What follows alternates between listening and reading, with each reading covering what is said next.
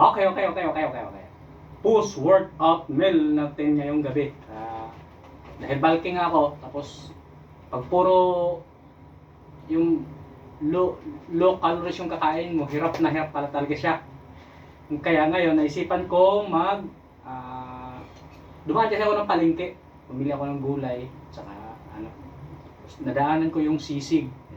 Shout out doon sa nagtitinda ng sisig, hindi ko natanong kung ano pangalan niya.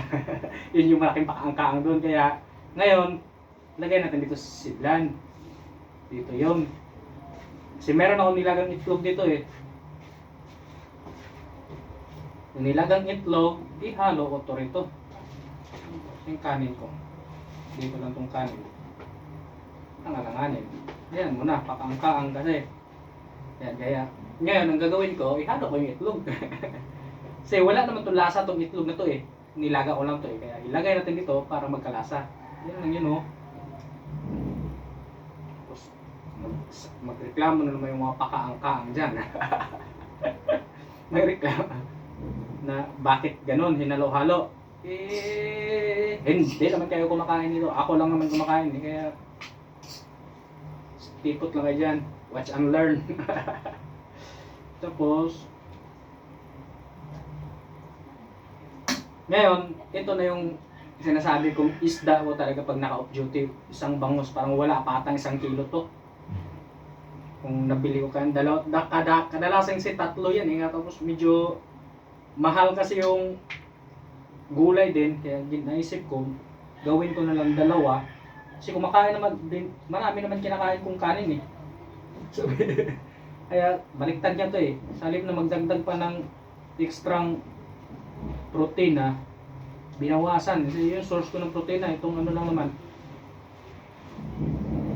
Isda, common pala. Ngayon kasi merong dagdag eh. Isda at itlog. Tapos yung ito, merong dagdag. Ano ba dagdag nito? Parang ang dagdag ata Pats. Pats lang. Hindi ko na ilagay itong sili. Basta ganito. Tapos itong kanin, dito to. Ayan, 2 kanin tayo. Bumibili lang kasi ako ng kanin sa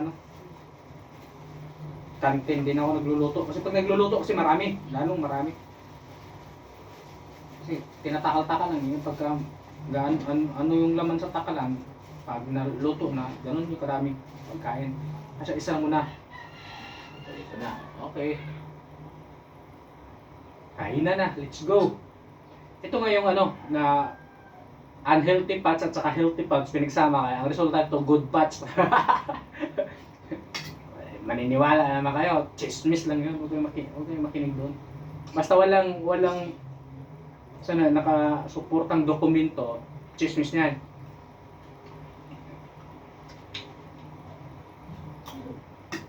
Kamayin ko nga lang kung kanin para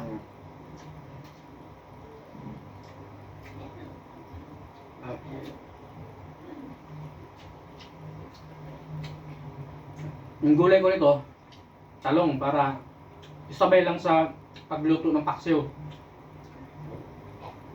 Technique ng mga pakaangkaang ba? Para makatipid ng oras. Sili. Tabi natin sili.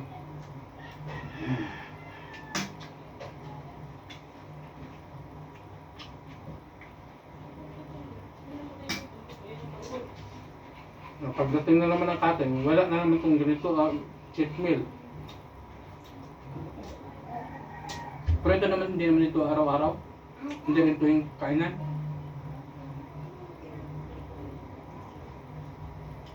Eh, walang budget eh. Pagka wala tayong budget, tapos nag-bulking, sa halip na protein na yung dadagan, carbs na lang. Mas mura carbs eh.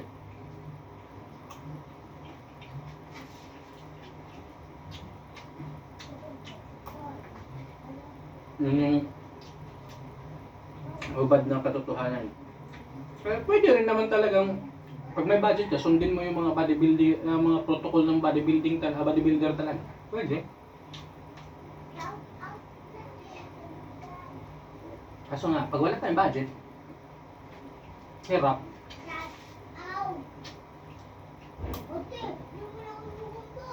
Saka medyo ano rin talaga yung tawag dito.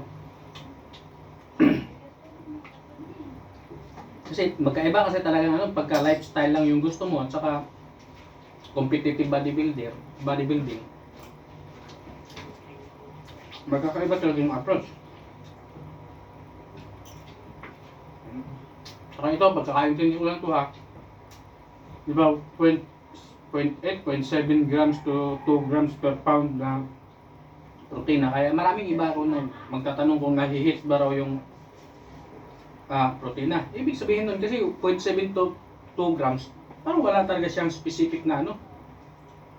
Pag pumasok ka lang doon sa range na yun na 1 point ganito something hanggang 2, pwede na yun. Yun yung sa akin. Kaya nyo, bahala kayo. Biglang. Pero yun yung pagkakaintindi ko. Maliban lang pagka paglalaro ka talaga sa malalaking ano. Tapos may gamot ka pa. Pwede. Kasi mas mabilis makarecover yung katawan mo pag may gamot eh.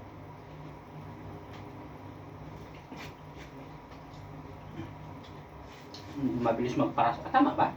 Parang mali ata yun. Oh, chismis yun. Basta wala nang ebidensya, chismis yun.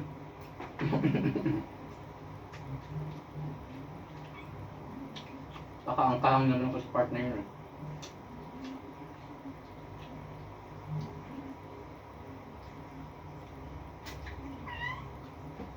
Akala ko nung una, madali lang talaga mag-bulking. Mahirap din pala. So, kumain ka lang ng kumain eh. So, pagka sobrang dami na rin pala ng kinakain mo, parang hindi mo na rin malunok eh. Yung tama nga, napanood ko nga rin kay Lee Priest. Yung pagka, tapos meron din ibang mga influencer din nagsasabi gano'n. Kaya ang pagka-bulking ka daw talaga, hirap mo raw talaga siyang ano yung pag malinis na pagkain yung kakainin mo kasi sa dami ng kakainin mo, talagang busog ka talaga lagi. Ayun nga yung sabi ni Ronnie Coleman, parang pagka-off-season niya, ilang beses din siya magpabalik-balik siya pag-bulking. Sinubukan nung umpisa nga, ganun din nangyari sa akin, kaya binawasan ko ng konti yung kain ko. Ito nga, inom ko pa, halo-haluan ko ng mga ganito, mga high calories na pagkain. Para tumaas yung calorie intake ko.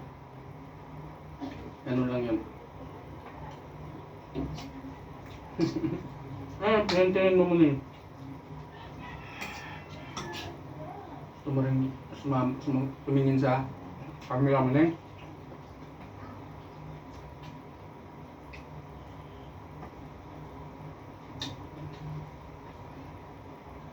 Medyo mali yung pili ko ng talong, medyo maggulang yung napili kong isa.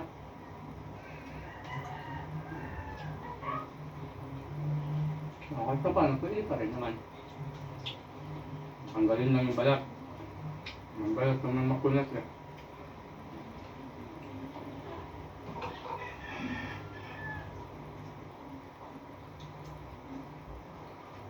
Ano ba? Wala na akong na ibang naisip na sasabihin. Yun nga yung ano, sa dami na rin namang information sa social media. Ay doon na lang kayo makinig, tapos ipakita mo na lang itong mga pinagagawa ko, pinakain ko. Pero hindi ko sinasabing gayahin nyo. Yun na, una-una. Yung budget natin hindi magkaparehas. Pag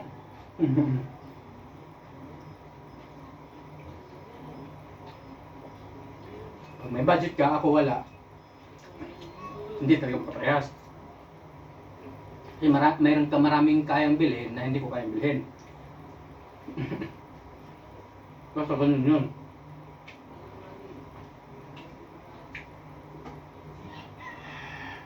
Nung nakaraan kasi pudding pala yung pinagtitripan ko pagka naglalakad ako papunta dito pa uwi.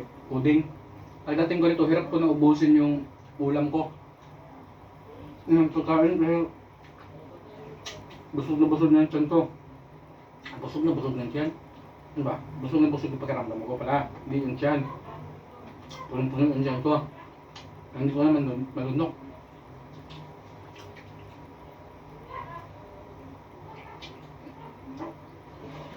Hindi, nakasahod kami noong G's.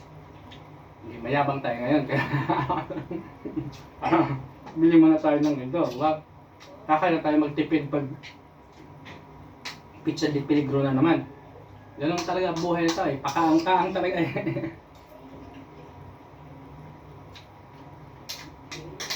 Pagdating sa pizza di peligro, todo higpit na. Pero pagka bagong sahod, one day millionaire. Basta ganun yun, huwag kayong magulo.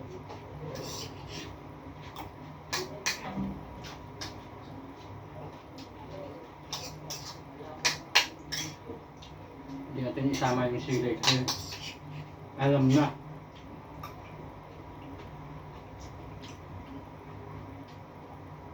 Hindi ko na ito ubusin yung kanin ko kasi meron ditong pusa na abang-abang.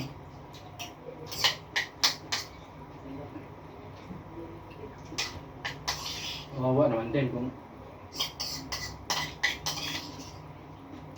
bigyan natin ng kanin. Hanggat mo yun, malapit na. Nagangawa pa lang yung busing mo. Si Busabos. Maingay. Diyan ka muna. Gantay ka lang. Ibibigay ko naman to sa'yo eh. Hindi ko naman to ibibigay sa iba. Kaya relax ka lang dyan. Kanina marami akong nilabas kanina. Wala pa. Saan ka ba nanggaling? Pag busog ka, nagkagala ka rin kung saan saan. Tapos pagkagutom ka, dito ka sa akin mangungulit. Parehas din kayo dun sa isang pusa dun sa trabaho ko ah. Pagkatapos kumain, mawala. Tapos pagkagutom na, ang ingay, sunod ng sunod, miyaw ng miyaw. Yan tayo eh. Nayaw-yawan, katuloy mo na yun. Pakaangkaan ka rin kasi.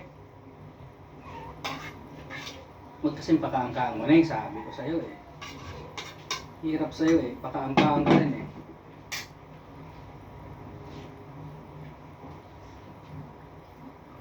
Oh, paano? Yun na yun.